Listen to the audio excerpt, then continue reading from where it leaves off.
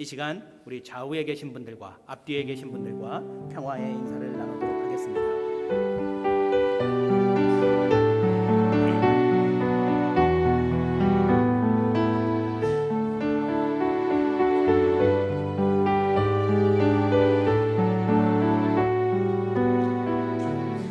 이제부터 정봉희 목사님이 나와서 그레듀에이션 서비스를 진행하도록 하겠습니다.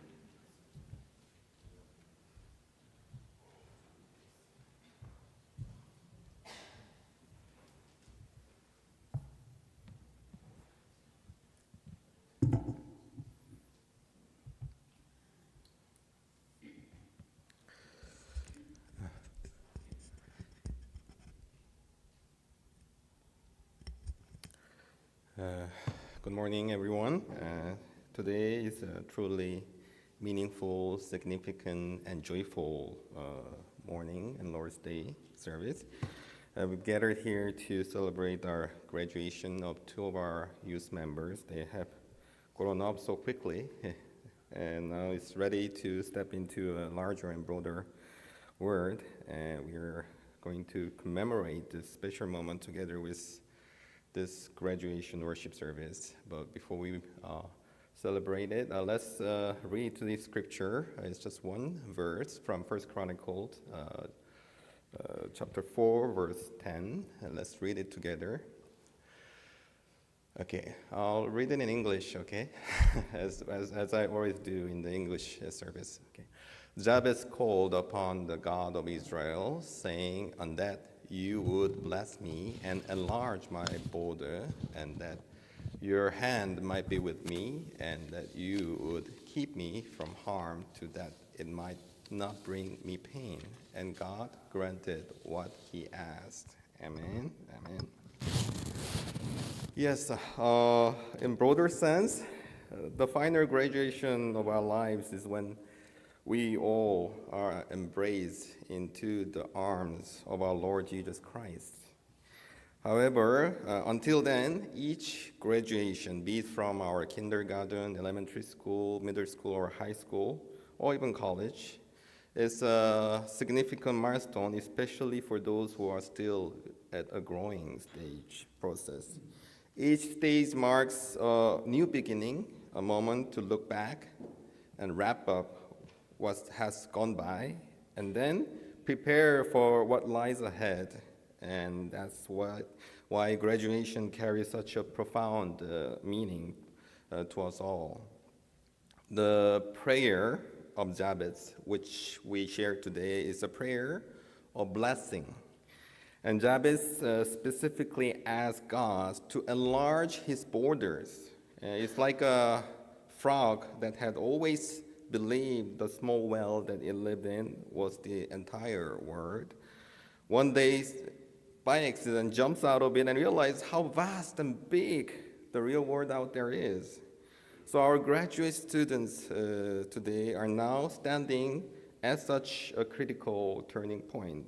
They are stepping out from the world they have always known to enter into something much bigger, greater, and broader, and yet unknown. So moving into a new and broader world means expectations of new relationships, new challenges, and new goals. And it's not something to be taken lightly. But at the same time, it also signifies the beginning of new freedom, especially for those graduating from high school and entering college. This season marks a transition from adolescence to adulthood. And up until now, probably they've received all kinds of guidance, advices, and certain restrictions that probably they didn't want it in the first place, but from their parents and from other adult group and social norms and vice versa, and so on. But now they're entering into a phase of life where those voices will significantly and gradually fade away, and they would need to think, decide, and act for themselves. It is a season of tremendous freedom, but at the same time, it carries a great responsibility on their own. That's why it's so important to enjoy this newfound freedom with wisdom and discernment, because in many ways, they still need to gain life's experiences and may not always have the right tools to make fully responsible, right choices. As Jabez prayed for his border to be enlarged, one must also be ready to face and endure the mistakes, failures, pains, and trials that inevitably comes in the way of growing and upbringing, so that the growth would truly be a blessing that comes from our God. Having our borders enlarged means that something in our life is being stretched out, it's expanded. So naturally, this creates what? Tension. When the balloon just keeps growing, what's happening inside the air? There's a tension growing, right? So even in the scripture, during moments of such great transformation, we see scenes of things being torn, ripped off, and being open. So one good example is when Jesus was being baptized, when he was beginning his public ministry, the heavens were torn open and the Holy Spirit descended upon him. And Mark chapter 1, verse 10, let's read it together. And when he came up out of the water, immediately he saw the heavens being what? Torn open, and the Spirit descending on him like a dove. It was a powerful moment as Jesus broke his long-waited silence and stepped into his mission now to proclaiming the kingdom of God. And 3 years later, when Jesus has finally completed his mission on that cross, and another miraculous event took place. The temple curtain was torn from top to bottom. Matthew chapter 27, verse 51, let's read it together. And behold, the curtain of the temple was torn in two from top to bottom, and the earth shook, and the rocks were split. Through Jesus' death and the shedding of his blood on the cross, a new way of salvation was opened for all people of faith in Christ. And so we see that at moments of significant transformation, when a new border or new reality is brought into our lives, something is often torn, ripped, or even broken into pieces. I really enjoy working out at gym. And one of the basic principle of muscle growth, which I learned from my experience and from various people, is very simple. You work out until your muscle tissues get all torn, ripped off. And of course, that process is really painful. But after proper intake of nutrition and good sleep, rest, those torn tissues repair and rebuild themselves, and they get stronger and larger than before. And this principle of growth, muscle growth, doesn't just apply our physical bodies, but to every area of our lives, be it intellectual growth, emotional maturity, or our general worldview, and most importantly, our spiritual growth. They all involve these moments of what? Tearing, mending, and stitching. It can be painful and uncomfortable, of course, but if we run from it and try to avoid those pains all the time, we would never grow. Our borders will remain stagnant.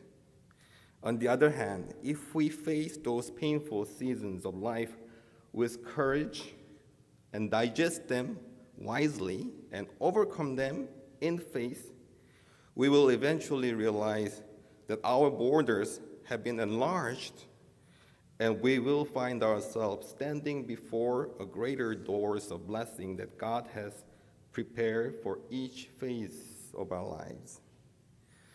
And I would like to pray that the prayer of Jabez will be the prayer for all of us. I hope the blessing that comes from God would rest upon, especially on two of our graduate students, as well as on every one of us who continues to walk the journey of faith in Christ. May God help us rise above those pains of life, tearing and breaking seasons. May we come out of troubles, sorrows, and live with much deeper, stronger, broader, and enlarged faith in God. And may we all enjoy the fullness of blessing that comes from God alone. I would like to bless all of us, especially upon those two graduating students and youth member today. And at this time, I would like to request Ian and Charlie to come forward. The Church of God would like to bless you all together on your blessed graduation and on your new milestone of new beginning. Please come forward.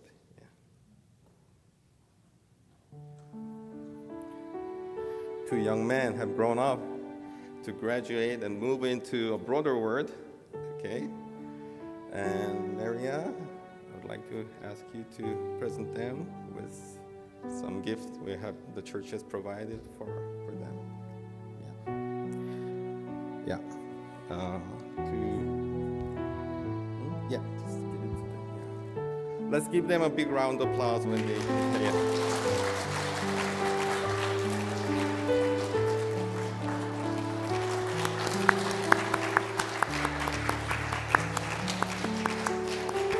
Okay, and take a big bow. The church is memorizing. Yeah, take a big bow. Yeah. Yes, stay there. We will bless you with the blessing of songs. Okay.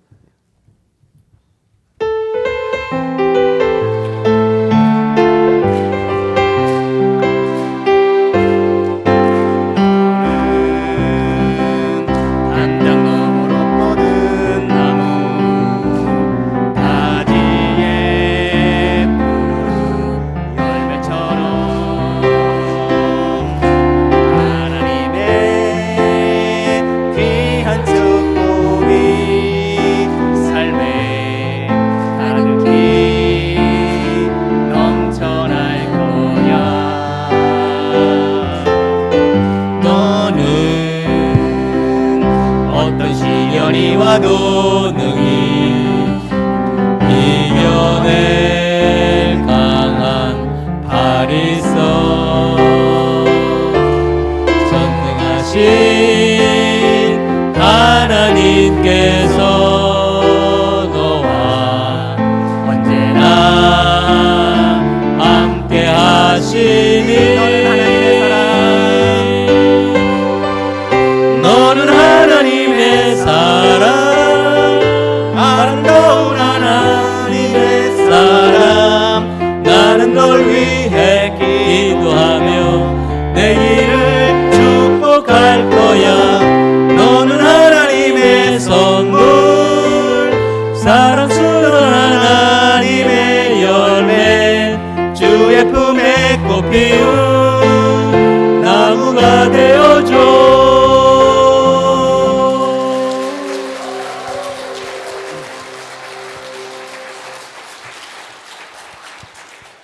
기도하겠습니다.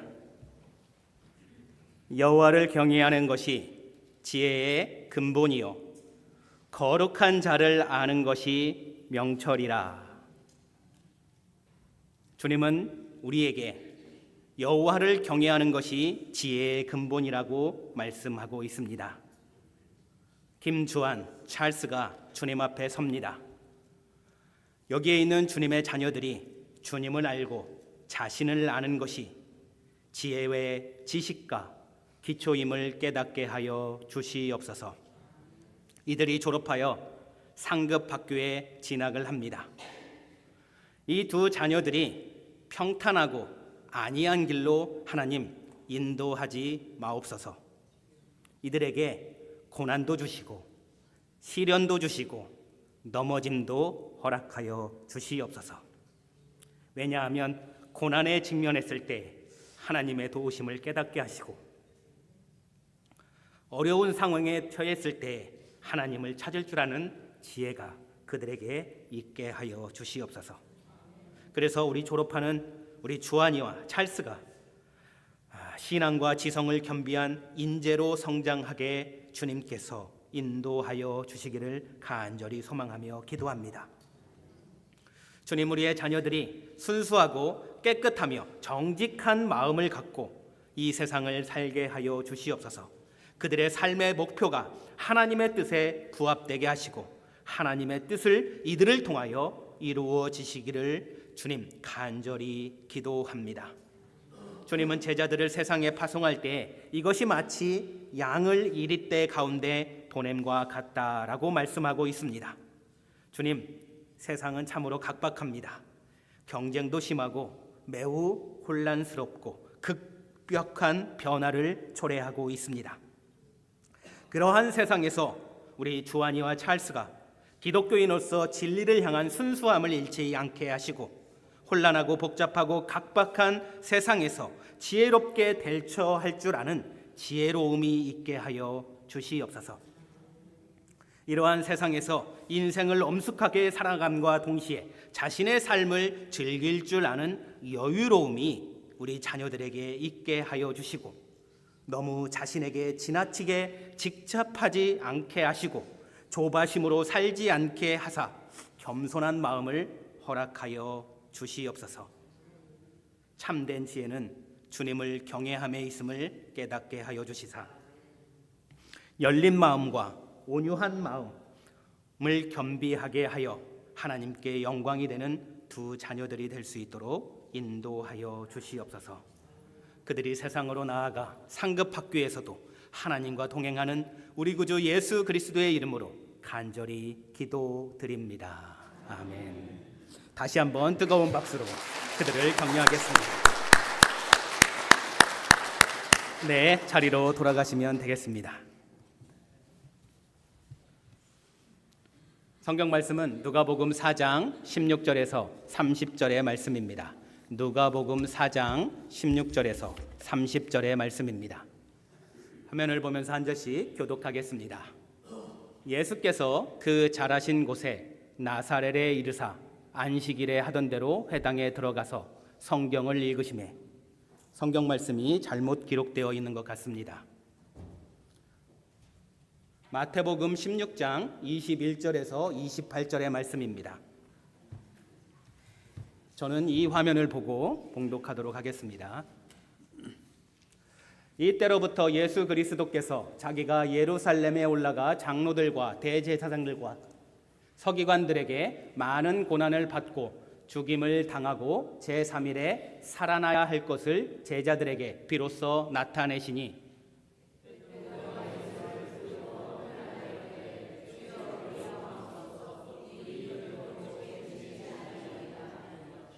예수께서 돌이키시며 베드로에게 이르시되 사탄아 내 뒤로 물러가라. 너는 나를 넘어지게 하는 자로다. 내가 하나님의 일을 생각하지 아니하고 도리어 사람의 일을 생각하는도다 하시고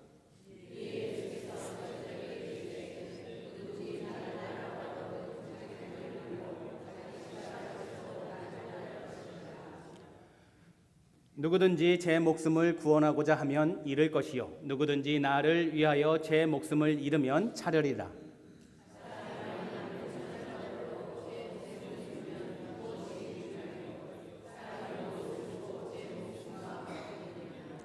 인자가 아버지의 영광으로 그 천사들과 함께 오리니 그때 각 사람이 행한 대로 갚으리라.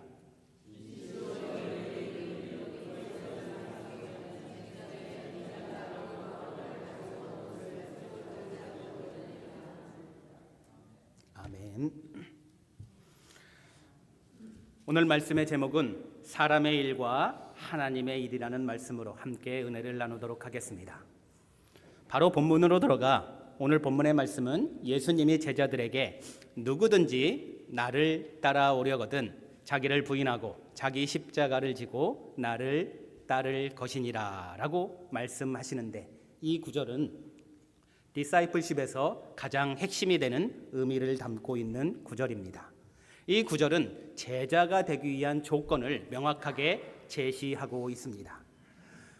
우리도 오늘 본문의 말씀을 통해서 제자가 되기 위한 조건을 명확하게 이해하기 위해서 저는 오늘 본문의 말씀을 대화 형식으로 다시 한번 재구성해 보았습니다. 오늘 본문의 말씀을 한번 보도록 하겠습니다. 예수님이 제자들에게 먼저 말씀합니다. 나는 이제 예루살렘에 가서 고난을 받고 죽지만 사흘 만에 다시 살아날 것이다 라고 처음으로 이야기를 합니다. 그러자 베드로가 뭐라고 이야기할까요? 안 됩니다. 주님, 그런 일은 절대 있어서는 안 됩니다 라고 답변을 합니다. 그러자 예수님이 사탄아, 물러가라. 너는 하나님의 일을 생각하지 않고 사람의 일을 생각하는구나 라고 말씀합니다. 그러면서 마지막에 제자들에게 누구든지 나를 따르려거든 자기를 부인하고 자기 십자가를 지고 나를 따르라. 자기 목숨을 구하고자 하면 잃을 것이요 나를 위하여 잃는 자는 얻을 것이다. 각 사람이 행한 대로 갚을 것이다 라고 예수님이 말씀했습니다. 자, 이 대화를 보면 어떤 느낌이 드세요? 별 느낌이 없으시죠? 예, 그냥 성경 말씀이겠거니라고 하는 말씀이 느낌이 들을지도 모르겠습니다. 이 성경 말씀에 대해서 우리가 다시 한번 깊이 들여다보도록 하겠습니다. 예수님이 제자들에게 자신이 앞으로 해야 할 일, 즉 십자가의 길을 처음으로 제자들에게 소개를 하고 있습니다. 그 얘기를 듣자 베드로가 그 일은 절대 일어나면 안 됩니다라고 강력하게 반대를 합니다. 그래서 예수님은 제자들에게 제자됨의 조건을 설명하는 본문이 바로 오늘 본문의 말씀입니다. 이 의미를 우리가 살펴보기 위해서 핵심이 되는 구절들을 한번 제가 찾아보았습니다. 표를 보시면 23절에 예수님이 베드로에게 뭐라고 이야기를 하냐면 사탄아, 내 뒤로 물러가라 라고 이야기를 합니다. 사탄은 누굴까요? 베드로일까요? 이 말은 사탄아 내 뒤로 물러가라 라는 말은 예수님이 베드로에게 한 말입니다. 이 질문을 한번 생각해 보시기를 바랍니다. 그리고 나서 23절에 예수님은 사람의 일을 생각한다라고 표현을 합니다. 사람의 일이 뭐냐라는 것입니다. 사람의 일이 뭘까요? 한번 살펴보도록 하겠습니다. 그러면서 예수님은 23절에 또한 이야기한 것이 무엇이냐면 하나님의 일을 생각하지 않는다라고 이야기를 합니다. 베드로는 사람의 일을 생각하고 하나님의 일은 생각하지 않는다라고 이야기를 했는데 그러면 하나님의 일은 도대체 뭐냐라는 겁니다. 뭘까요? 사람의 일은 뭐고 하나님의 일은 뭘까요? 그러면서 예수님이 마지막으로 24절에 나를 따라오려거든 자기를 부인하고 자기 십자가를 지고 나를 따를 것이니라. 자기를 부인하는 것, 자기 십자가를 지는 것의 의미가 뭐냐라는 겁니다. 도대체 나를 부인한다는 것이 무슨 말이고 십자가를 지라는 것이 도대체 무슨 말이냐라는 것입니다. 그러면서 27절에 예수님은 사람이 행한 대로 갚음이 있으리라. 심판에 대해서 이야기를 하는데 하나님은 심판의 기준을 무엇으로 삼느냐라는 것입니다. 위에 언급한 핵심 구절들은 23절에 하나님의 일과 사람의 일을 예수님이 언급을 하고 있습니다. 그러면서 예수님은 베드로에게 사탄이라고 지칭하며 내 뒤로 물러나라라고 꾸짖고 있습니다. 많은 의문이 드는 구절이죠. 사람의 일은 무엇이고 도대체 하나님의 일은 무엇인가라는 것입니다. 그리고 사탄은 도대체 어떤 존재인가라는 것입니다. 예수님은 마태복음 16장 23절에 베드로에게 이렇게 말씀합니다. 너는 나를 넘어지게 하는 자로다. 내가 하나님의 일을 생각하지 아니하고 도리어 사람의 일을 생각한다라고 말씀하고 있습니다. 이 구절에서 말씀하신 대로 사람의 일과 하나님의 일을 동시에 언급하면서 이 둘의 근원적인 차이를 분명하게 대조시키면서 이야기를 하고 있습니다. 사람의 일과 하나님의 일은 가는 방향성이 조금 다릅니다. 그리고 목표가 다르고 가치가 다릅니다. 전혀 서로 다른 방향을 지향하는 것이 하나님의 일과 사람의 일인 것입니다. 그래서 먼저 우리는 사람의 일이 무엇인지를 한번 살펴보도록 하겠습니다. 우리 모두는 사람이죠. 사람이 아니신 분이 계십니까? 사람은 다 사람의 일을 생각하게 되어 있습니다. 오늘 본문에 나오는 사람의 일은 도대체 무엇일까? 예수님은 자기가 예루살렘에 올라가 장로들과 대제사장들과 서기관들에게 많은 고난을 받고 십자가에서 죽임을 당하고 제3일 만에 살아날 것이다 라고 21절에 이야기를 합니다. 그러자 예수님은 이 제자들에게 예수님 자신이 앞으로 해야 될 하나님의 일을 제자들에게 설명을 합니다. 그러자 베드로는 주여 그리 마옵소서라고 말씀하고 있습니다. 아마도 베드로는 사람으로서 혹은 예수님의 제자로서 순수하게 자신의 스승인 예수님에게 십자가에서 죽음이 일어나지 않기를 바라는 마음으로 이런 말씀을 했겠지요. 주님, 이런 일이 절대 일어나면 안 됩니다 라고 분명히 얘기했을 것입니다. 이 베드로의 발언은 예수님을 향한 제자로서의 순수한 선의가 담겨져 있는 것 같습니다. 하지만 분명한 것은 오늘 성경에 말씀하신 것처럼 하나님의 일은 생각하지 않았던 것이 분명합니다. 인간적인 기대를 품고 사람의 일을 깊이 들여다보면 다음과 같습니다. 사람의 일은 내 중심적이겠죠. 그리고 어찌 보면 인간 중심적으로 사람은 사고하게 되어 있는 것이 기본적인 것 같습니다. 그러다 보니까 어찌 보면 세속적인 가치관과 동일하게 거기서 나오는 판단과 선택을 하는 것이 바로 사람의 일일 것입니다. 그 사람의 일을 우리가 한번 살펴보게 되면 자기중심적이고 자기의 뜻이며 인간 중심적이라는 것을 우리는 살펴보았습니다. 그러면서 세속적인 가치와 인간적인 기준에 의해서 생각을 하게 되고 거기서 나오는 반응은 무엇이냐면 베드로처럼 예수님이 십자가에서 죽어야 되겠다, 3일 만에 부활해야겠다라고 이야기를 하자 베드로는 어떻게 반응을 하죠? 예수님, 그런 일은 절대 일어나면 안 됩니다. 그러면 결과가 무엇이냐면 하나님의 계획을 오해하거나 전혀 생각하지 않고 거부하는 결과가 나오게 됩니다. 베드로는 단순히 하나님의 일을 예수님에게 얘기했을 뿐입니다. 사람의 일을 얘기한 것이죠. 이것은 나쁘게 볼 사항은 분명히 아닌 것 같습니다. 하지만 우리가 다시 한번 확인해 볼 것은 무엇이냐면 베드로는 하나님의 일을 생각한 것이 아니라 분명히 사람의 일을 생각한 것입니다. 이것은 우리가 반드시 분별을 해야 됩니다. 그러면 이번에는 하나님의 일이 도대체 무엇인지를 한번 본문을 통해서 살펴보도록 하겠습니다. 하나님의 일이 뭘까요? 하나님의 일은 하나님의 뜻을 이 땅 가운데 이루기 위해서 예수님은 고난을 당하고 십자가에서 죽음을 맞이하고 그리고 3일 만에 부활이라는 그 길을 가야 하는 것이 바로 하나님의 일이었습니다. 이 고난의 길이 하나님의 일이었다라는 것입니다. 하나님의 일은 하나님의 뜻과 계획을 중심으로 생각하고 판단하는 선택이라고 우리가 볼 수가 있습니다. 이것도 역시 차트를 통해서 보게 되면 목적이 무엇이냐면 하나님의 일은 모두를 구원하는 것입니다. 그리고 하나님의 영광인 거고 하나님의 나라를 위해 생각하는 것이 바로 하나님의 일의 목적입니다. 사고 방식이 어떻게 작동을 하냐면 하나님의 일은 하나님의 목적과 영원의 관점으로 하나님 나라를 성취하는 일에 생각을 하게 되고 사고를 하게 되는 것입니다. 대표적인 반응이 예수님이 겟세마네 동산에서 기도할 때 내 뜻대로가 아니고 하나님의 뜻이 이루어지기를 원합니다 라고 기도를 합니다.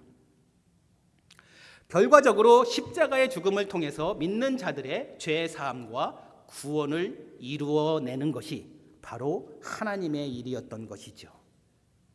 우리는 사람의 일과 하나님의 일을 비교해 보았습니다.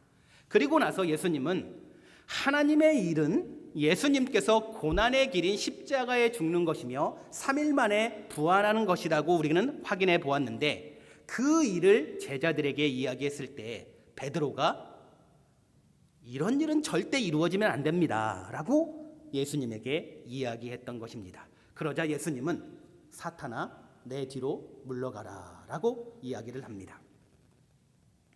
그러면 사탄의 일이 무엇인지를 우리는 다시 한번 확인해 볼 필요가 있습니다. 사탄의 일이 도대체 뭐냐라는 것입니다. 베드로가 사탄일까요? 베드로는 제자 중에 누구보다 예수님을 사랑하고 본문 말씀 바로 윗구절인 16절의 말씀에 예수님을 누구로 표현을 할까요? 그리스도다라고 표현을 합니다. 대단한 분이죠. 그가 어떻게 사탄이 될 수 있을까라는 것입니다. 그러면서 예수님은 사탄아 내 뒤로 물러가라 라고 말씀을 하고 있습니다.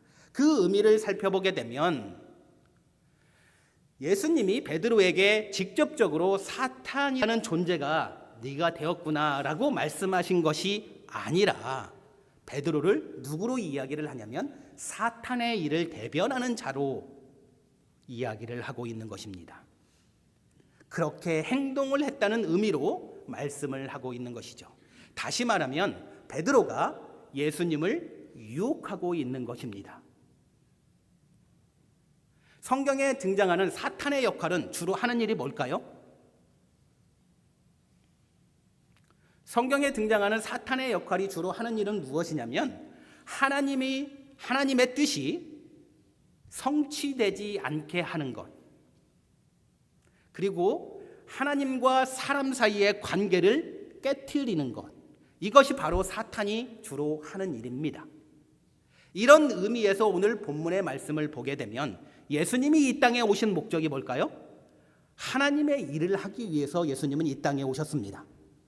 고난받고 십자가에서 죽고 부활하여서 믿는 자들에게 이 길을 따라오면 구원이 있겠다라고 선포하는 것이 예수님이 해야 될 하나님의 일이었던 것이죠. 베드로는 이 사명을 부정하고 있는 것입니다. 그런 일은 절대 일어나면 안 됩니다라고 예수님에게 말씀을 하고 있는 것이죠. 예수님께서 행하고자 하는 하나님의 일, 십자가의 길을 걷지 않도록 가로막는 자가 바로 베드로였던 것입니다. 베드로의 말은 스승인 예수님이 죽는 것, 고난을 당하는 것이 절대 일어나지 않기 위해서 한 말인 것은 분명하죠. 하지만 본질적으로 보게 되면 십자가의 길을 회피하라는 말이었던 것입니다. 그것이 곧 하나님의 일을 생각하는 것이 아니라 사람의 일을 생각하는 것이었습니다. 그래서 예수님은 단호하게 베드로에게 이야기를 하는 것이죠. 너는 나를 넘어지게 하는 자로다. 내가 하나님의 일을 생각하지 아니하고 사람의 일을 생각하는 도다라고 말씀하고 있습니다. 베드로는 사탄이 아니라 하나님의 일을 가로막는 사탄의 생각에 따라서 말하고 행동했기 때문에 예수님으로부터 꾸중을 듣는 것이었습니다.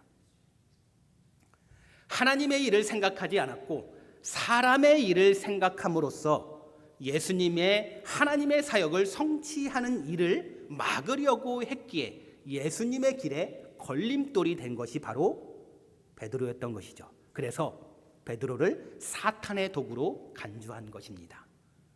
그러면서 나오는 말씀이 뭐였냐면 제자됨의 조건이라는 24절의 말씀입니다. 24절의 말씀을 보시기를 바랍니다. 24절에 누구든지 나를 따라오려거든, 여기서 나는 누굴까요? 예수님입니다.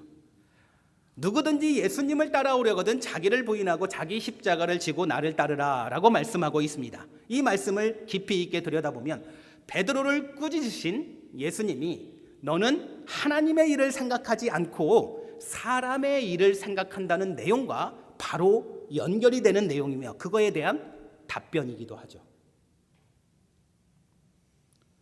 자기를 부인하라는 말은 곧 사람의 일을 부인하라라는 말씀인 것입니다.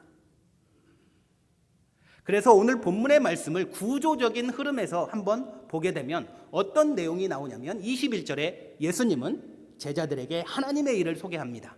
22절은 베드로가 하나님의 일이 일어나서는 안 됩니다 라고 이야기하는 사람의 일을 소개하는 것입니다. 그리고 23절의 말씀에서는 예수님이 사람의 일과 하나님의 일을 구분하지 못하는 이 베드로를 책망하고 있습니다. 그러면서 24절에 그러므로 너희들은 자기를 부인하고 자기 십자가를 지고 예수님을 따르라 라고 말씀하고 있습니다.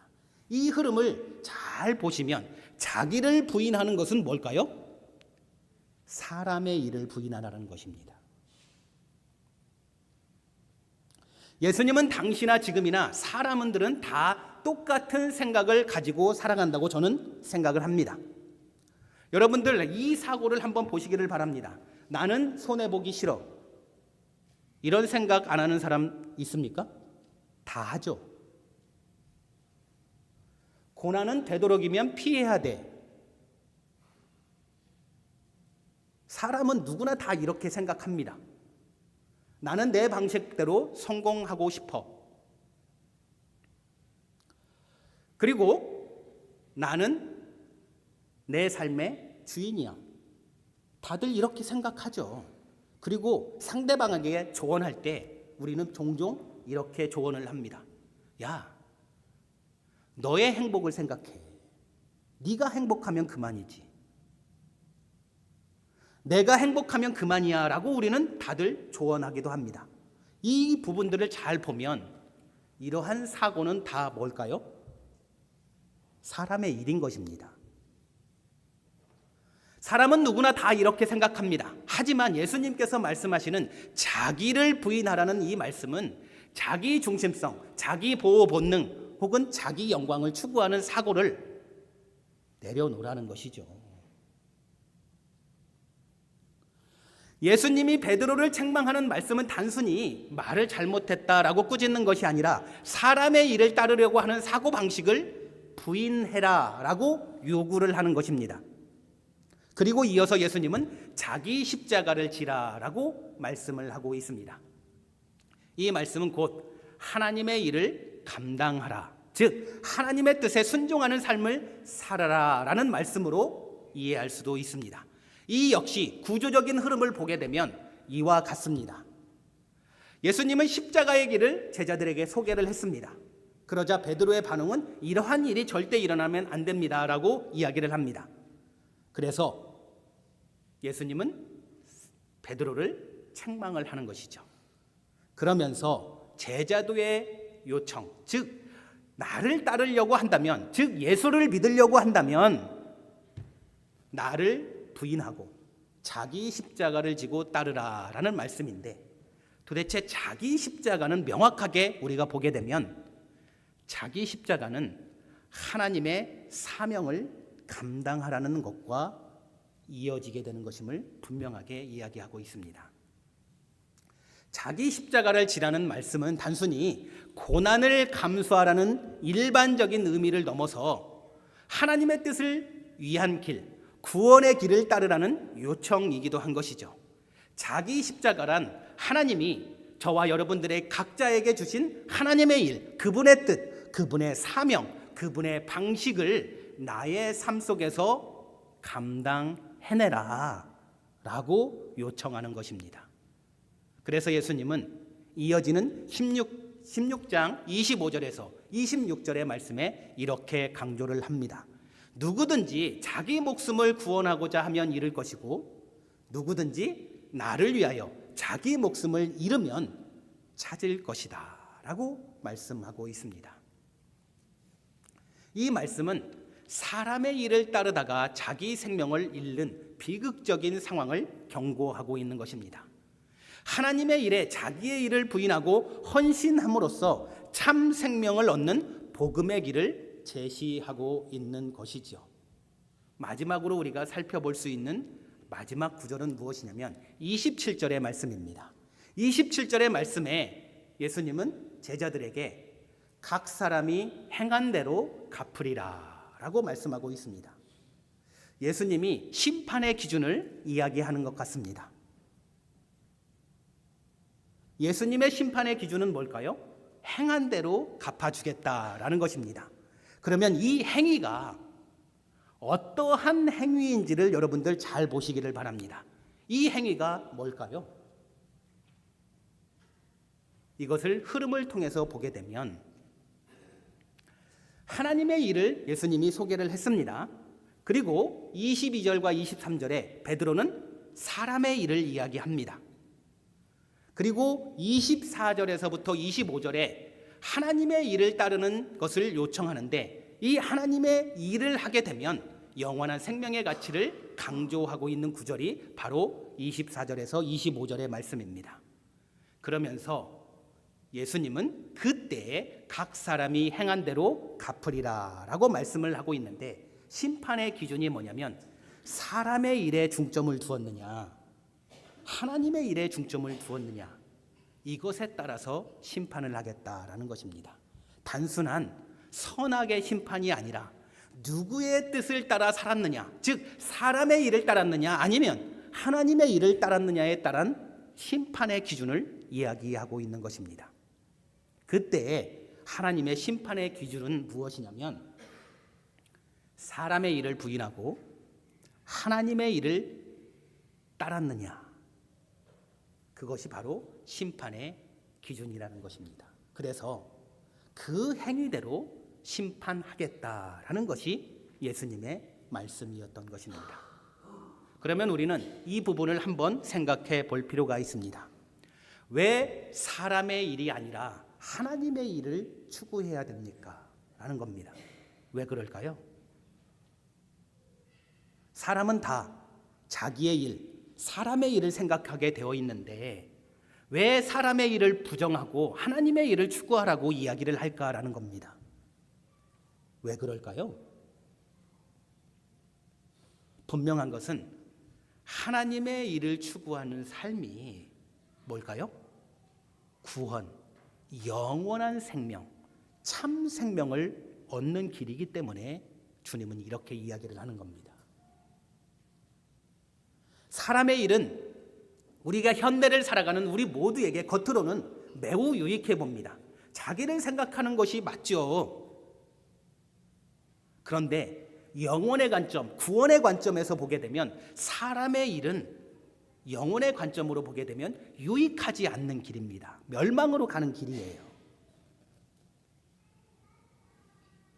반대로 하나님의 일은 현실적으로 손해보는 것 같아 보이지만 영혼의 관점에서 보게 되면 생명과 진정한 기쁨으로 이어지는 길이기도 하신 것이죠. 여기에서 우리는 한 가지 생각해 볼 것이 무엇이냐면 기독교인들은 이 세상에서 살고 있습니다. 그런데 이 세상에서 사람으로 살아가는데 이 사람이라는 내가 어떤 존재냐라는 것입니다. 하나님을 믿고 있는 사람인 것이죠. 하나님의 백성으로서 우리는 이 현대 사회를 살아가고 있는 것입니다. 그렇다고 한다면 이 하나님의 백성으로서 하나님의 일과 사람의 일을 분별하는 일은 우리에게 반드시 필요하다는 것입니다. 예수님께서 베드로에게 하신 말씀처럼 우리는 본능적으로 사람의 일을 따르려고 하는 유혹을 항상 받습니다. 그래서 부정하라고 이야기를 하는 것이죠. 믿음으로 사는 사람은 하나님의 일을 내 삶의 중심으로 놓고 재정비하라는 것이 바로 오늘의 본문의 말씀인 것입니다. 그래서 자기를 부인하고 자기 십자가를 지고 또한 나를 따르라 라고 말씀하고 있는 것입니다.